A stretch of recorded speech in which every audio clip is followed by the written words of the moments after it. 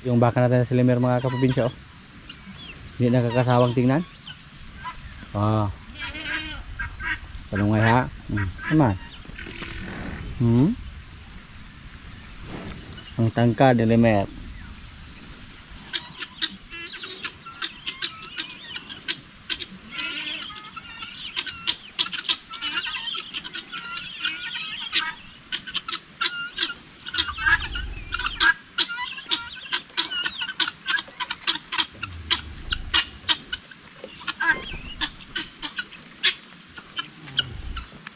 Yung maliit naming baka, hindi na umuwi doon. Andito na naman lagi. Kasama yung ating maliit na kalabaw din. Napakaganda po sa ating maliit na kalabaw mga kaprobinsya. Muna kalaki po aning ko ano. Nan? Limer? Hindi ka nahiya.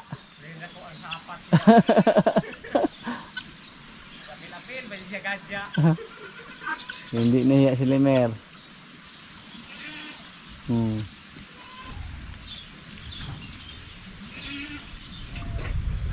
Kaya marok kaya ka, di kang balik.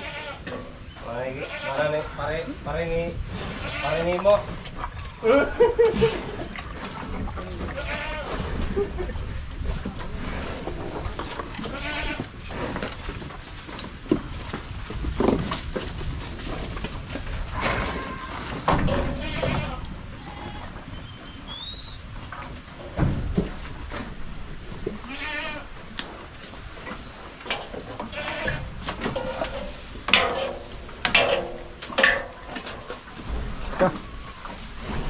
Nungay gisa manungay sa sulod sa. Kaya kayo si asa man eh.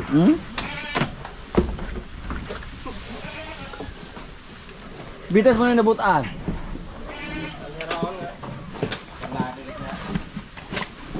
Halok sa ibinta ba? Si Bitas naging mabait kasi takot siyang ibinta. Nagbait-baitan si Bitas.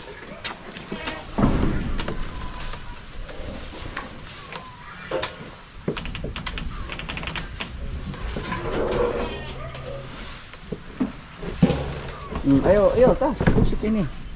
Maling pasaw.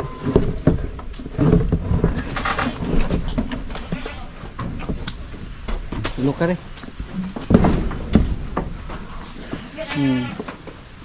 Sa amoy bitas. Amoy bitas. Nakakaalaw tingnan yung katawan ni Bitas mga kaprobinsya. Ngayon po dinagagan namin ng konti yung pagkain niya na feeds. Gidugaan mo gamay ito dong? Yeah, ha? Para lalo siyang tumaba. At saka lumaki. Tingnan niyo po yung katawan niya.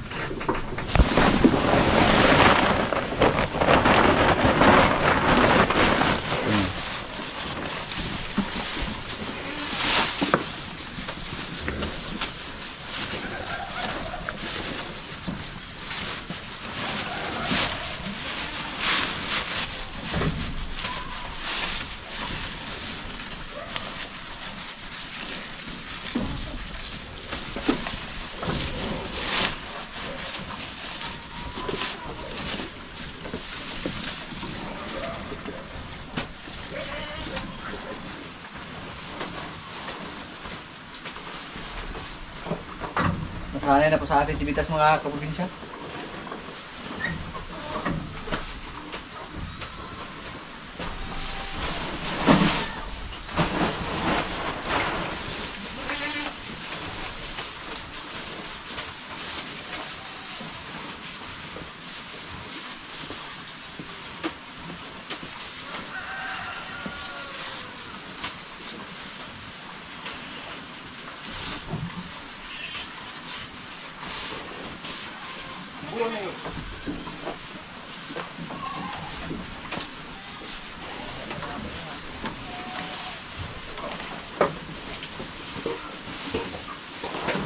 Next month, season na po sa pag-harvest ng tubo dito sa amin. Nagsimula na po sila mag-harvest. So, yung mga napirami dito, mga pahinga. Tapos pwede natin i-unlimited sa pagbigay ng kumpay yung mga alaga natin. Si Bitas, malakas na din sa kumain kasi medyo may edad na. Si Limer, malakas na din kasi nagpalit na siya ng ngipin. May bungal na si Limer. Pero pwede i-unlimited yung pagkain ni Limer, yung kumpay lang. At saka pwedeng bawasan. At saka pag maraming kumpay, pwede tayo magbawas ng Cupramil para makatipid tayo ng kunti ba.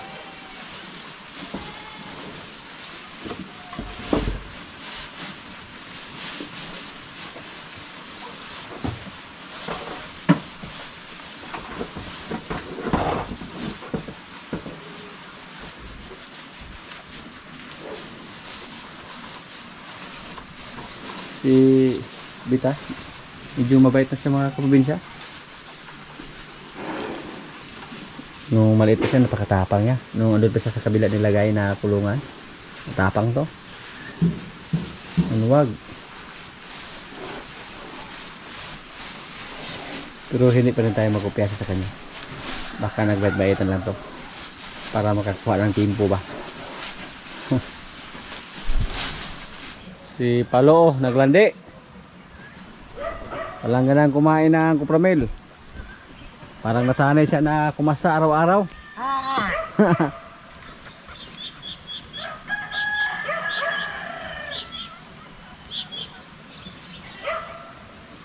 Galing sa lubluban si Palo. Yung hinanap niya si Paula. Doon sa kabila si Paula. Sa mga nakarang araw, may nakita po yung mga kasama natin dito na patay na pato. Ang pinagtaka nila, hindi nila alam kung anong mananap yung kumain, kung anong klaseng mananap yung dumali. Kasi pag aso yung dumali sa ating pato, kinain sana lahat yung katawan.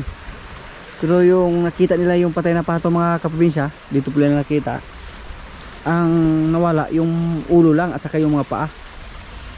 At hindi gidalaw yung katawan. Yan po ang pinagtaka namin, kung anong klaseng predator ang kumain sa ating alaga na pato, ang dumali. Sabi po sa ating kasama, baka aso daw. Pero kung aso mga kaprobinsya, alam po natin na kainin yung katawan. Siguro yung matira balahibo lang kung aso yung umatake. Pag sawa, hindi naman ulo lang yung mawala. Kasi dati dito may nakita po kami ng mga luno, mga balat ng sawa. Dati po diyan sa may bato. Pero kung sawa ang umatake, hindi po ganyan pumatay yung sawa mga kaprobinsya. Hindi po ulo lang yung tanggalin, hindi po paa lang yung kainin. Lunukin nila kung maaari. Pero yung nakita nila na patay na pato, andyan lang yung katawan, pero yung nawala, ulo at saka mga paa.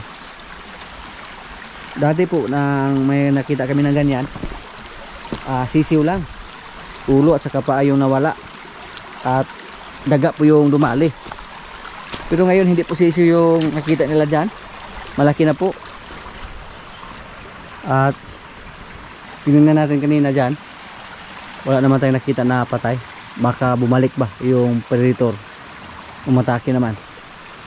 Tapos yung ating gansa may itlog na sana, pero yung tinignan kanina ng umaga, yung itlog ng ating gansa bigla lang nawala.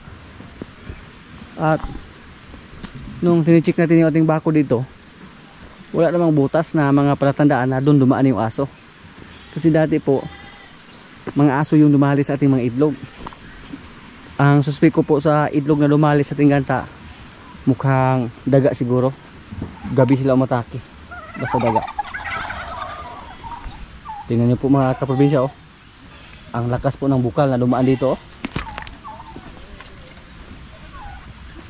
Yan parang paunti-unti yung lumabas dyan. Tapos dito malakas na, kusog kayo. Doon sa ilalim dumaan yung tubig, doon sa ilalim tumagos.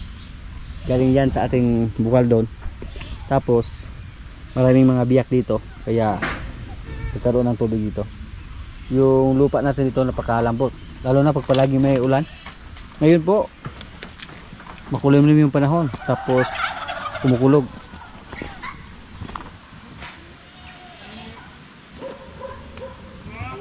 Bumigay yung lupa sa ating area, pati yung kubo nating pato mga kaprobinsya. Oh, wala na, tumagilid na, pati yung ating kambingan dyan tumagilid.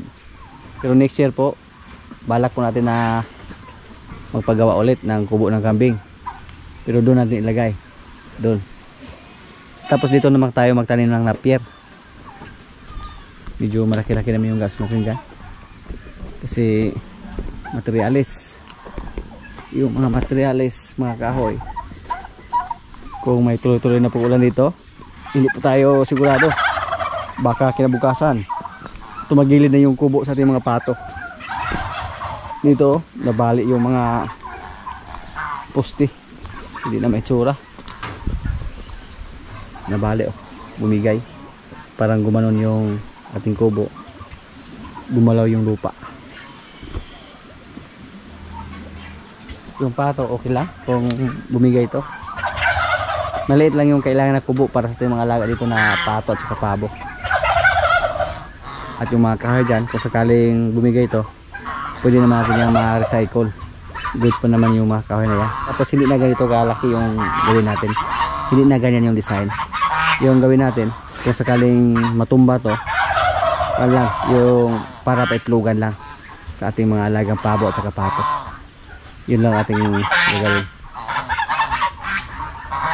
Pero yung kulungan na sa ating kambing dyan, wala na yan.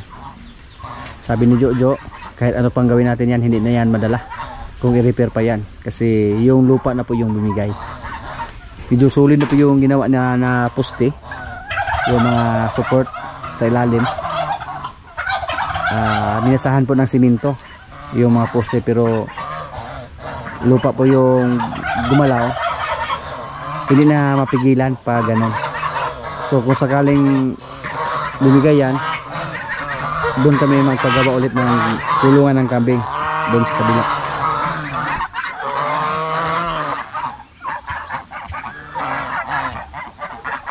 Sa mga nakaraang video po namin, naglitson kami ng pabo. Ngayon po ang litsonin namin yung bingala naman.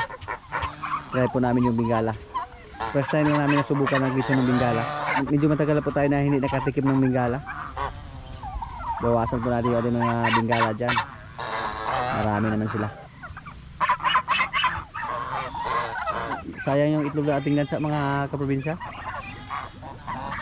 Pero ang hinala ko po na dumali sa kailang itlog, walang iba, mga daga lang. May mga malalaking daga po dito. Kailangan po mahuli yun, hindi po dumami yung mga alaga natin na pabo dito, pato or gansa.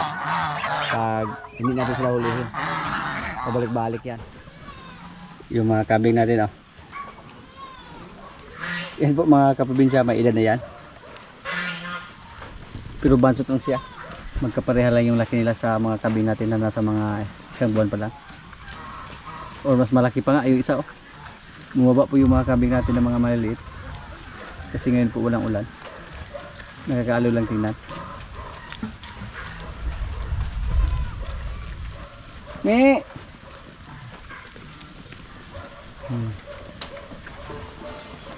Yan.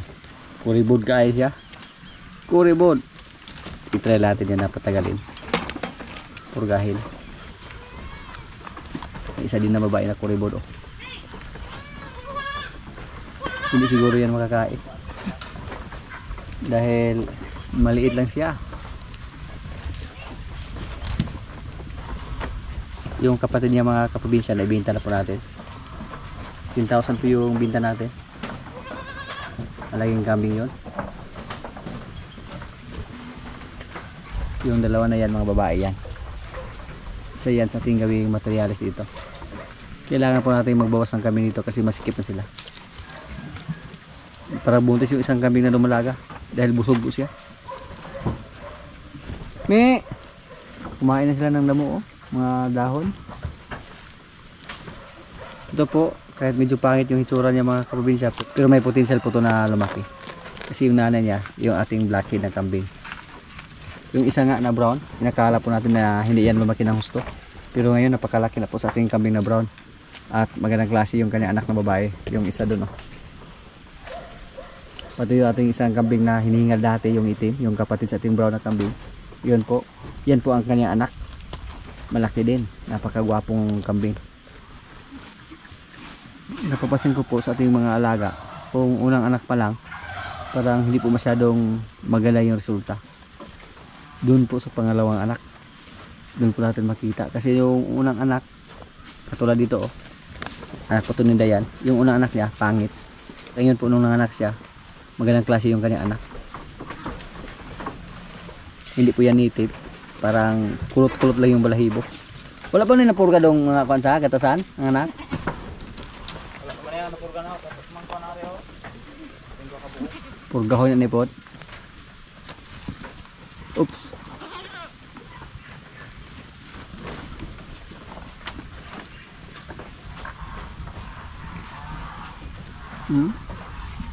Tagko kasi dalunggan. 50 heads lang yung mga kambing natin dito na mga maliliit. Hindi nabuntis yung iba. Pumalya si George.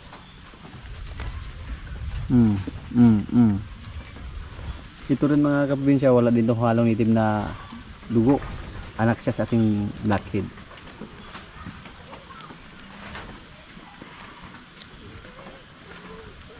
Pag gawin natin inahin yung mga babaeng kambing mga kaprobinsya, yung anak ni George, maganda na yung mga kambing natin.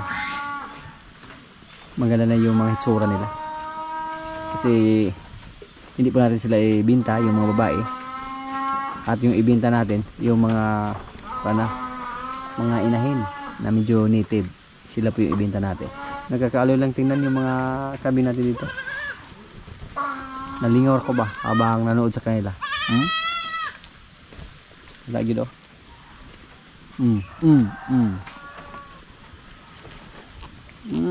Good boy. Babae. Good girl pala. Come on. May. Parang buntis, oh. Busog ayo. Malakas to kumain ng kupramel mga kaprobinsya.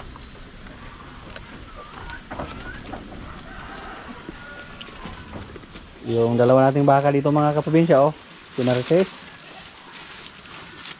At yung galing sa Panyabunan. Tumaba na ng konti. Dalawang beses ko sa pinakain ng kupramel. At sana po buntis na siya mga kaprobinsya. Nakasana po siya ni Kuan, ni Limer. Pwede natin ito ipacheck ng technician pag nasa 3 buwan na mula sa pagkasta ni Limer, para magkasigurado tayo. Pati yung isang pula nating baka ipacheck natin, ipadukot natin.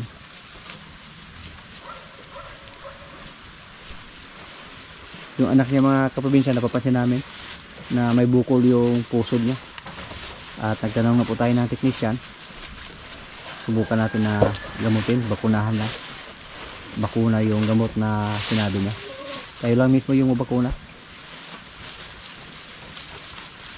Nagtanong po tayo kay Sir Ili, yung nag-iay sa ating mga baka dito.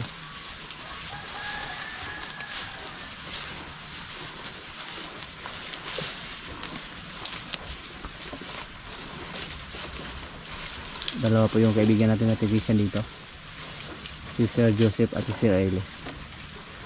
Si Marites, nanambok ka po. Hindi magtagal mga kaprobinsya, makasahan na ito ni Kuan, Limer. 15 buwan na si Marites mga kaprobinsya. Nilagay po silang dalawa dito para hindi pa sayang yung mga napier na ibigay sa kanila. Kasi pag anon lang sa lupa, mapakan yung napier at saka mahihian, wala na, hindi na nila kainin. Masayang lang. Marites, kada mo na ihatag magkita? Ay, may kadulutan ka rin mga kuha. Sana po magpakasta lang si Marites mga kaprobinsya kung sakaling maglandi siya. Gusto po natin na si Limer yung makakasta sa kanya. Kasi may mga baka naman na hindi magpakasta kahit naglandi pa. Katulad ni Batang dati. Hirapan po kami. Kaya matagal po siya na EI, matagal po siya nabuntis. Kasi nung naglandi siya, 2 beses pa, sinubukan namin na pinakasan ni Pugi. Ayaw niya mapakasta. 2 beses yun. Kaya kinorner pa namin si Batang. Pero hindi siya mapakasta. Buti na lang, nag-success yung pagka-EI namin sa kanya. Nabuntis siya. Wala na nagpangasa daw kaya eh.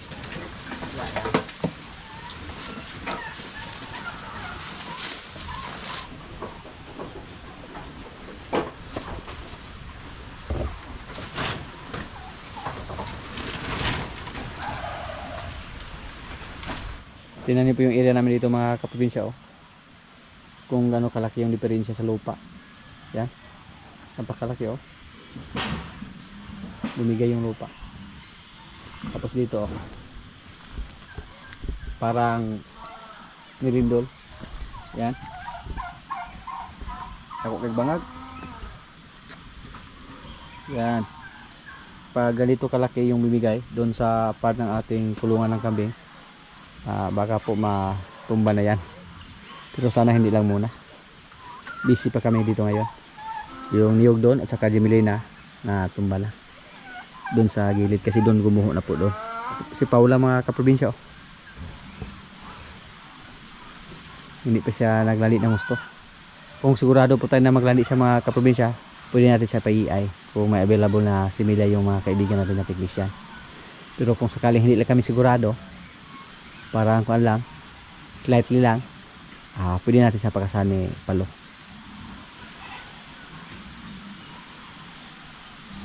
Sa mga nakarang araw po nagbinta tayo ng kalabaw, yung anak sa ating kalabaw na pinalagaan. At napakadali lang. Anak lang yun mga kaprobinsya, pero tig 15,000 kami yung share namin. Sa nag-alaga 15,000 at saka yung sa akin 15,000 din, 15,000. Kasi naibinta po namin sa halaga na 30,000, 30,000. Yun po ang maganda. Basta makahanap lang tayo ng magaling mag-alaga mga kaprobinsya or maasahan, mas maganda po pag ganun yung sistema. So wala tayong gastos kahit piso. Hindi katulad pag andito po sa atin, gumastos pa tayo na kapakain tayo ng mga kupramel at saka feeds. Mas advantage yung palagaan lang natin. Maganda na yung katawan sa ating kalabaw mga kaprobinsya na si Paula. Dati po, napakalit lang niya. Last year, so, parang si Batitay lang. Napilitan nga siya na maghila ng karusa dati kahit maliit pa. At medyo mailap siya dati. Pero ngayon, maasahan na po siya sa paghakot ng mga feeds. Back up po siya ni Palo. Bali, 2 po siya dito. Ang kadalasan na ginano namin, si Paula at si Rambo.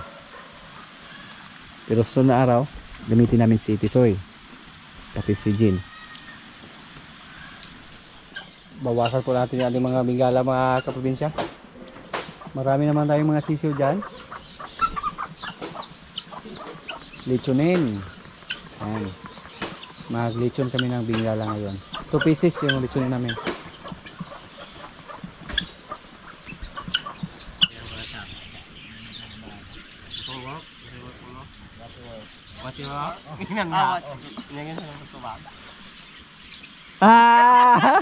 What's your work? Kinignisan nga siya, ginchatan niya bahay, what's your work? Na, I have in the farm. I'm working in the farm. Yung lechong mingala oh. Ada ko kiglawas ang katuyok ko. Ada ko ay gawan. Oo. Kakainin ka to sa.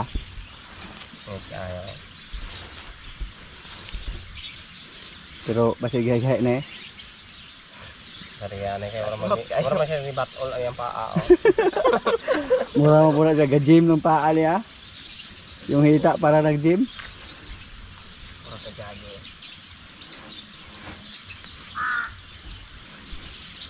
What's your work?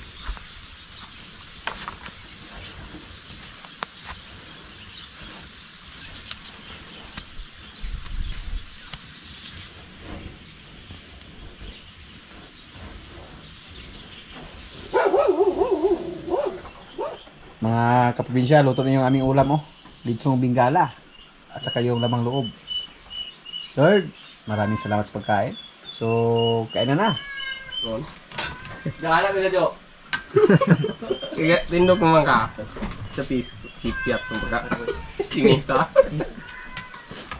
Kabalo mo sa mga una. Ting anong paan kamera? Sa niireng yung video na daw, padala dito daw. Nah, itu kan kamu tuh. Umok na siya. Ano ka? Kailan ka makinig ko dia, daghan mo ni. Duha. Duha. Di mo na alag tago sa diri kay mo sa Ang pabo, hindi ko sa akin. no, kara pong mga pabo puro ka tingog po. Piso ron. Ang balik kay Herbe. Di sago ra piso nga kuan. Doon niya kaya sila. So, sa lugar sa katok-tok, kaya wala nung maipo. Ano kasi ito eh. Yung sungo. Ay nagkaula ko rin no. Ya.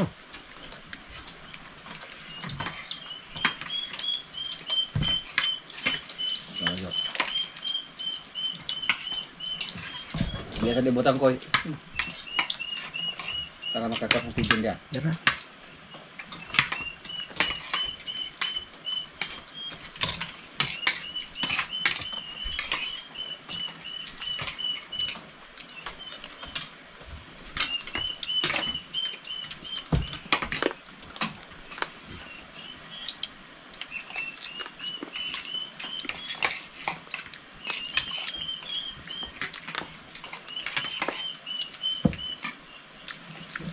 Mura-mura sa labig pabo sa.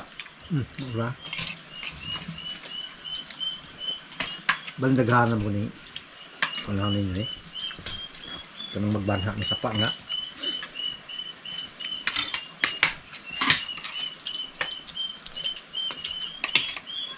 Kamo tam na tunor ni mga iglog ane.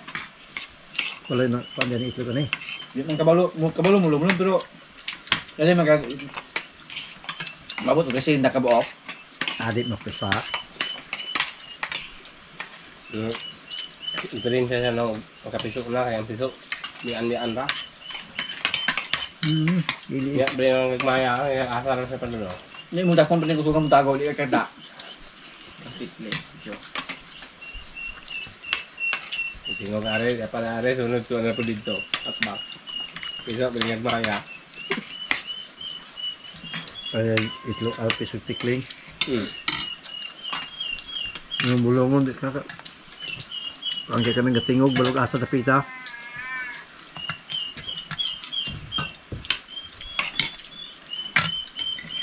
Nagmahadlok siya.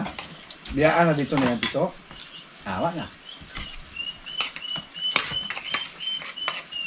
Wain na gusto mo.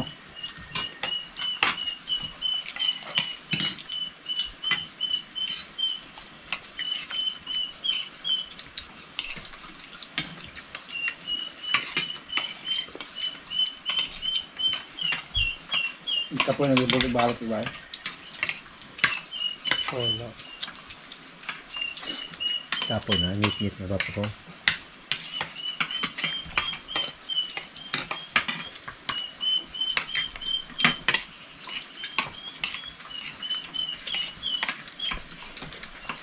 Kami na po.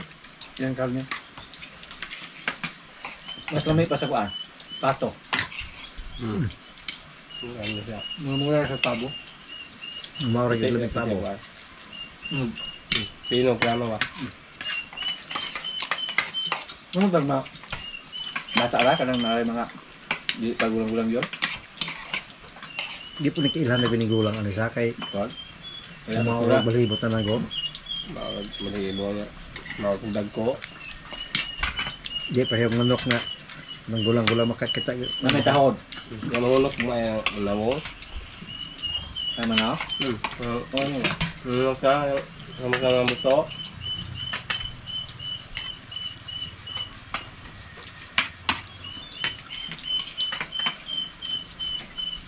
Kuan mo to. Layo mo kanin ko ano. Ay nakuha ko dagdagan kung gulpin ning kuha.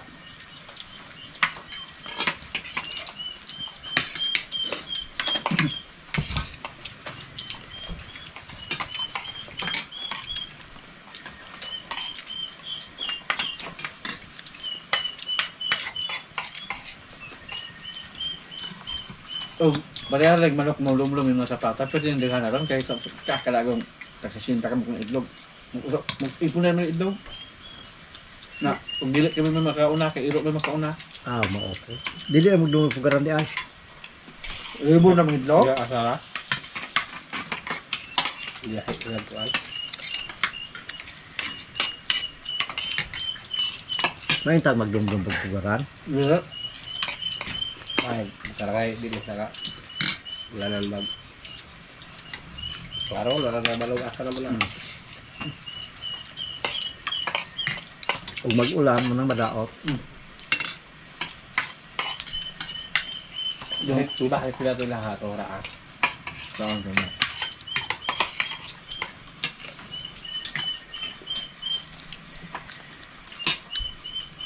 Kaboy mo palo na ato nang biik.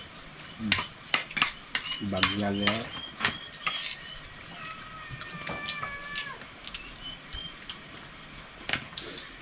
Pagay ko ba sa diyon na may obsekan niya?